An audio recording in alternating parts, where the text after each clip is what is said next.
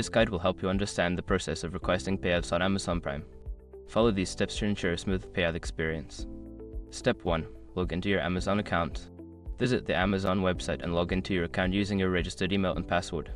Make sure you are using the account associated with your Prime membership. Step 2. Navigate to your account settings.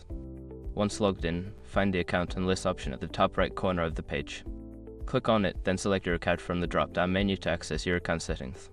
Step 3. Access the Payouts section. In your account settings, look for the Payments or Payouts section. Click on this option to view your payout information and request options.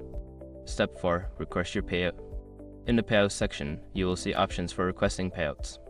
Follow the prompts to enter the necessary information such as the amount you wish to withdraw and your preferred payment method. Step 5. Confirm your request. After entering your payout details, review the information for accuracy. Once confirmed, submit your request. You should receive a confirmation message indicating that your payout request has been processed. By following these steps, you can easily request payouts on Amazon Prime. Be sure to check your account for updates on your payout status.